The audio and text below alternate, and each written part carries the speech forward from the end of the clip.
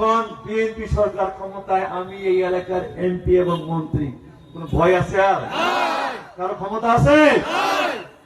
আর কারো ক্ষমতা নাই।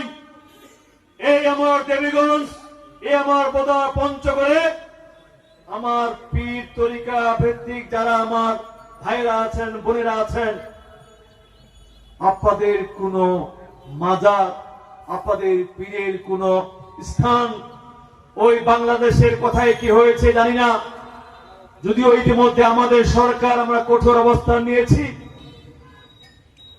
আজকে আপনি আপনাদের দলের প্রতিষ্ঠাতা আমার নবীকে নিয়ে বিতর্কিত মন্তব্য করেছেন। আমি বিগত নির্বাচন আগে বিভিন্ন সভা সমাবেশে উল্লেখ করেছিলাম প্রমাণ সাপেক্ষে। কাজেই নিজের ভ্রান্ত ধারণা, নিজের ভুলটাকে দেখেন, তারপরে আপনি মাজার ভাঙার সিদ্ধান্ত নেবেন, তরিকা ভাঙার সিদ্ধান্ত নেবেন। আজকে তাই বলতে চাই, একজন জাতীয়তাবাদের সৈনিক হিসাবে আপনারা যদি এইরকম কোন ক্ষীণ ষড়যন্ত্রে লিপ্ত হয়ে থাকেন, আমরা কিন্তু ঘরে বসে থাকবো না।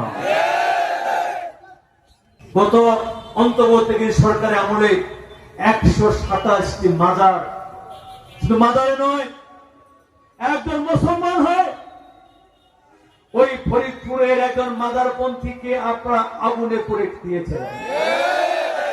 কোন ইসলাম? এটা কোন ইসলাম? কাজেই আগে নিজের দিকে তাকান, কি ভুলগুলো করছেন, কি অন্যায়গুলো করছেন। 12 ফেব্রুয়ারি নির্বাচনের পূর্বে মনে করেছিলেন সরকার গঠন করে ফেলেছেন, মন্ত্রণালয় গঠন করে ফেলেছেন, কিন্তু এই বাংলাদেশের সনাতন মাজারপন্থীরা প্রমাণ করেছেন, যারা বাংলাদেশের পক্ষে, স্বাধীনতার পক্ষে, সার্বভৌমত্বের পক্ষে, যারা ধর্ম নিয়ে বাড়াবাড়ি করে না, অসাম্প্রদায়িক চিন্তা চেতনা নিয়ে কাজ করবে, তারাই আগামী দিনে বাংলাদেশের রাষ্ট্র ক্ষমতায় আসবে, সেটা প্রমাণ করে।